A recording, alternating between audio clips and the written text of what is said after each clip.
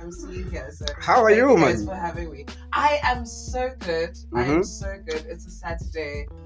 The year is finally saying goodbye to us. So Yep. we're getting busier and busier and busier, especially us that work in the creative space. The bookings left, right, and center. That's a good problem to have. But in all essence, I carry the year's over. So year-end fatigue, it wants to pop in. But other than that, we're good at this, man. Yeah. 100%. When I only send you like a 1 page of the whole profile she sent, I was like, nah, this is the one I don't got it. No, I was like, this is the one I don't got like in information.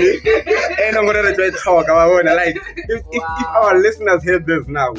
Well, when I like imagine I only sent her 1 page, but she got bombed. Like that's why I'm surprised actually that it's only 1 page, but already I'm just like this girl. Come on. This girl. Okay, so what I'm gonna do, I'm gonna read your bio. I'm not gonna read all of it because this is what we're gonna do. We're gonna get to know you more. Okay. So some of the information is what we're gonna be speaking about as the interview progresses. Okay. But yeah, man. So Sonia Mokese. I hope I'm Mokese. Mokese. Yeah. Mokese. AKA Sonia the Future. You know that. Born and bred in the dusty street of Orange Farm, the south of Johannesburg, Sonia Mokese and her 2 older siblings were raised by a single parent. While other 12-year-olds were obsessing about Barbie dolls, she was nurturing herself in becoming one of the great people. So I'm the last one, and grew up in Orange Farm. Did obviously my grade 1 till grade 7 in a school around, and then my grade 8 till 12 in another school. So that was basically just the foundation. How I got to speak, well, the way I speak, I don't know how, because I went to a completely black school in a township school for that. Yeah, so I honestly just can't explain it. Like, it just came naturally. It's God, man. Yeah. It's God. Then Sonia the Future. God is Sonia the Future. Do you understand? Like the name didn't just come by mistake. It didn't. And then I discovered, so when I would talk, a lot of people would say, oh my gosh, your voice, you've got such a great voice.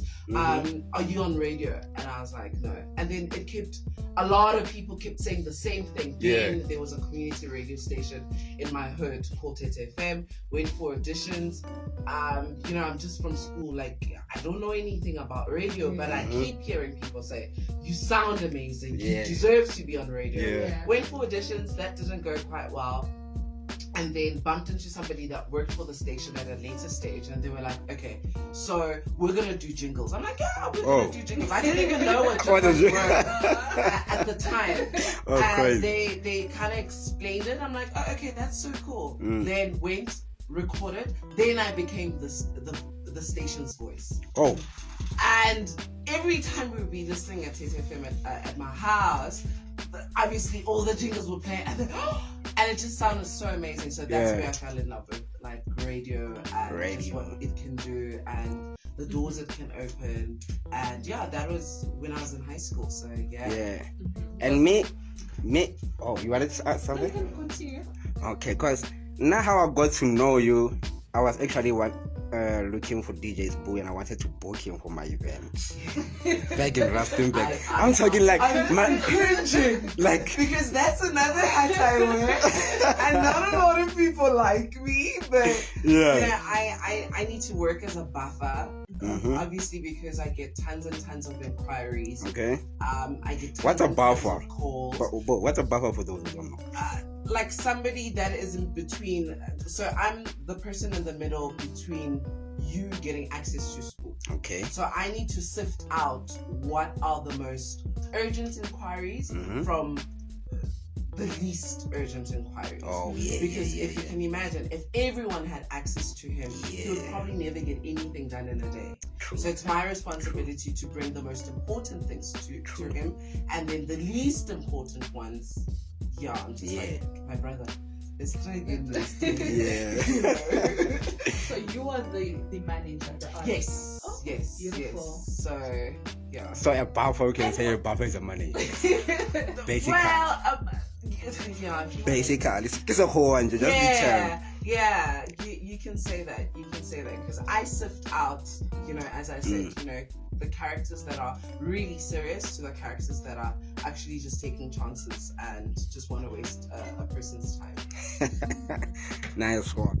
So, what do you think is the most effective way of creating engaging content nowadays? Because lately, some people post the joke, like this guy says he's an artist, but you go to his social pages, it's like he's a share sexual because he shares jokes more than his music. So, sorry, what's the question? Effective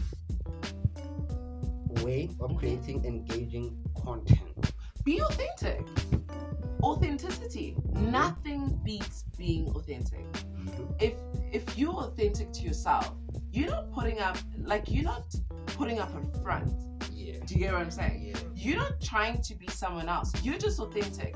And I'm telling you, the people that love and admire your content, your group or your crowd or your fans will find you. Because why? You're authentic. You post the things that you can relate to. And I guarantee you, other people are going to find that relatable because you're just authentic. Yeah. And that's pretty much, that's the only thing I think can absolutely beat that in retrospect, in my opinion. So yeah. And then your crowd, man, your fans, your people will find you. They will find you. Yeah. There's a lady on social media, O.d.i.r.i.l.e. I don't know if you've seen her content. She makes things like, there's a line she says when she starts the video. It's like, I make foods from things that have flourished and are grown and whatever. And she grows them by herself. Exactly. But you know why we like her so much? Because she's authentic. She's so authentic. She's not trying to put up a front. She's not. There was a time, obviously I'm not going to mention that on air, but she had this ngudu of this particular brand, and she was just dumping it. Do you understand? Do you understand how authentic you must be to have a good and just be like, guys, it's going down. So that's why we love O.d.i.r.i.l.e so much, because she's absolutely authentic. She's true to her brand, and she makes just like, you eat her food with just seeing it on the screen. You're like, oh, this must be so yum. So yeah.